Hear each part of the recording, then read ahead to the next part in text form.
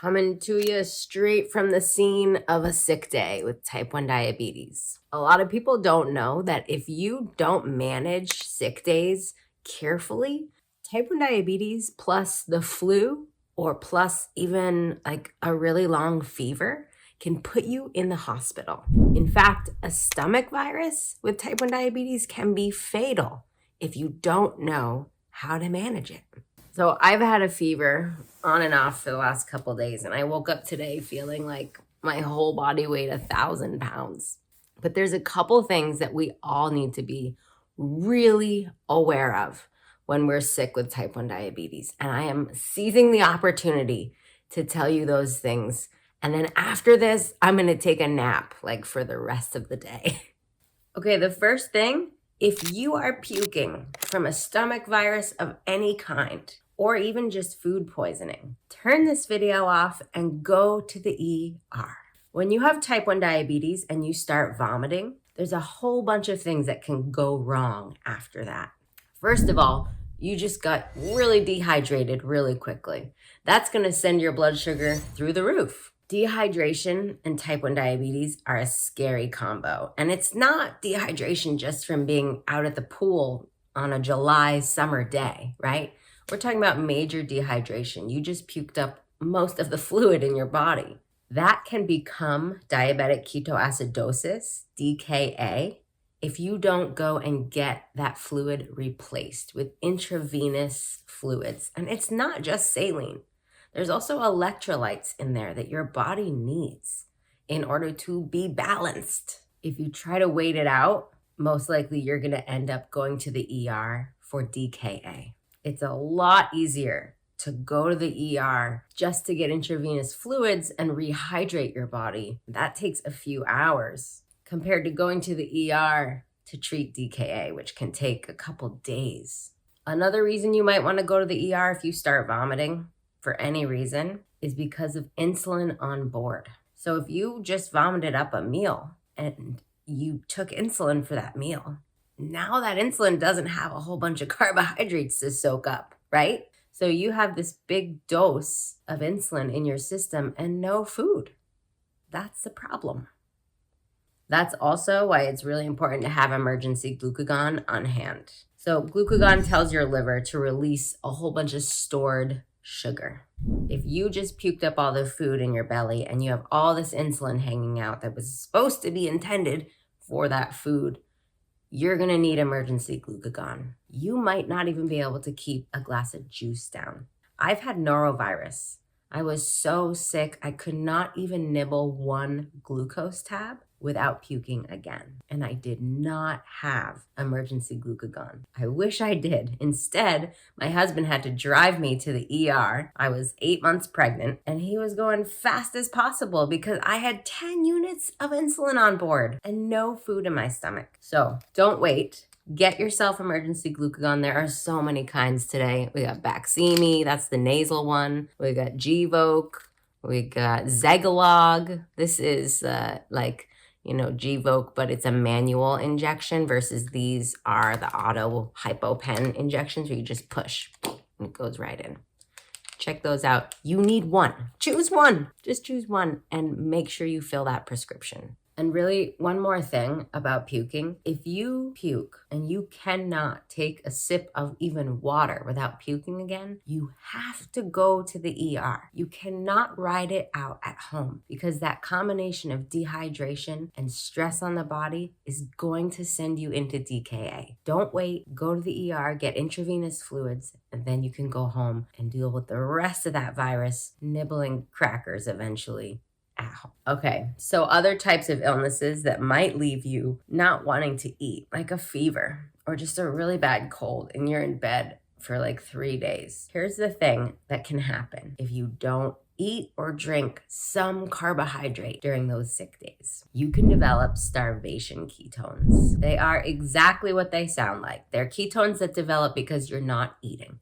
Small amounts of starvation ketones are no big deal. And in fact, they're normal. You've probably had them before just from like one day of, where you didn't eat really until noon or 3 p.m. Starvation ketones develop during intermittent fasting. They're totally safe. until they're not. Actually, non-diabetics can develop starvation ketones too, just from simply not eating. But here's what can happen if you have type 1 and you're sick. The stress of that illness on your body can drive those starvation ketones into a level of DKA ketones. And then you're sick with DKA on top of your fever or whatever else you have. So how do you prevent starvation ketones when you're sick? You nibble a little bit of carbohydrates, or you drink a little bit of juice or Gatorade or Pedialyte. You just make sure you're getting a little bit of carbohydrate along with some insulin too. Okay, speaking of insulin, yes, you do still need insulin when you're sick with type 1 diabetes. Don't disconnect your pump. Don't stop taking your long-acting insulin, but you might need to make some adjustments with support from your healthcare team. Many people assume it's easy to assume that your insulin needs are going to go down if you're not really eating for 3 days. But that virus, whatever it is you're fighting off, that's stress on the body. And we know that stress on the body can actually drive your insulin needs up. So that means you got to check your blood sugar, keep an eye on things, keep taking your insulin. If you do start trending lower, then you talk to your healthcare team,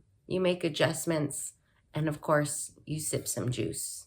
But don't be surprised if you actually need a boost in your basal insulin via your pump or your long-acting insulin dose. Again, it's that stress on the body of fighting off that virus. Speaking of insulin resistance, if you have any type of infection, like a sinus infection, that can definitely drive up insulin resistance. And you'll know, like, whoa, my cold just turned into an infection because your blood sugars will not budge. That is definitely a sign of an infection. You got to go to urgent care and say, hey, I think I need antibiotics. I need to be tested for a sinus infection, because that's going to wreak havoc on your diabetes. You're going to need a boost in your basal insulin dose and get some help from antibiotics to fight off that infection. A couple other things to keep in mind while you're sick. Okay.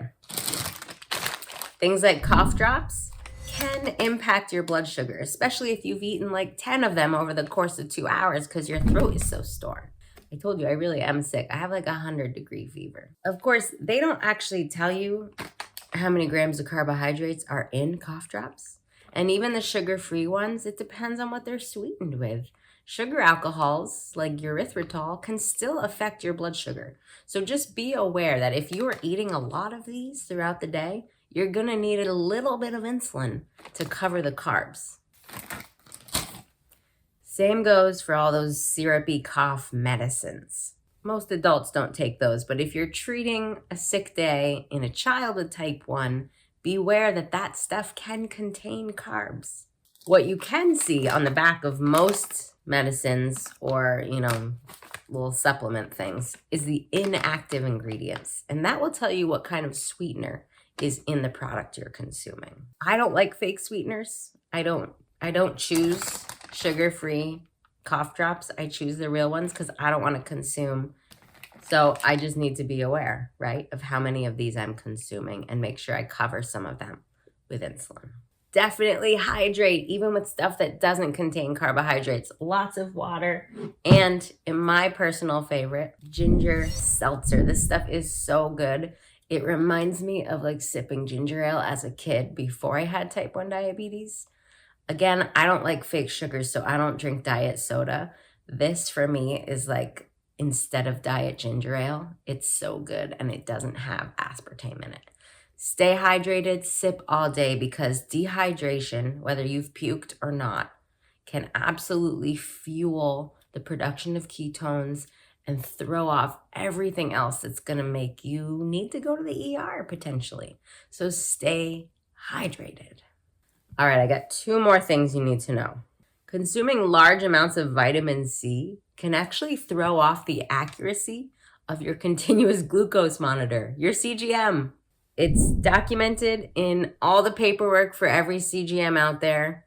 Just keep it in mind. Don't go nuts on the vitamin C. If you love vitamin C and you just think it's the best thing for your sick day, then you definitely need to go use a glucose meter and traditional finger sticks instead of trusting the number on your CGM.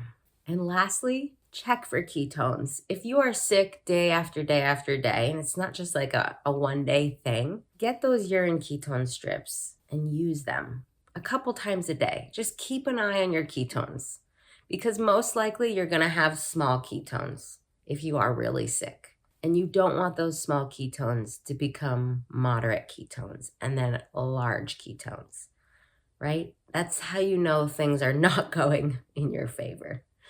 And certain types of viruses can just drive you into DKA, no matter what. When I've had a stomach bug, I had a really bad stomach bug when my first child was like 3 years old, and I ended up in the ER while we were on vacation. It was not fun. And then I got treated. I got lots of intravenous fluids. We got in the car and we just drove home as fast as we could. And in the last hour before getting back to Vermont, I could feel that the ketones were coming back. I could feel it building in my system. And I got home, gave my child to my husband, and then took myself to the ER to go get more intravenous fluids. There is no shame in needing to go to the ER when you are sick with type 1 diabetes. Intravenous fluids will save the day. They make such a huge difference, and they will keep you out of DKA. All right, I'm gonna go take a nap. Thanks for listening. Stay safe when you're sick. Type 1 diabetes and sick days are no joke. Hey, if you like this video and you like my channel, please subscribe. I would really appreciate it.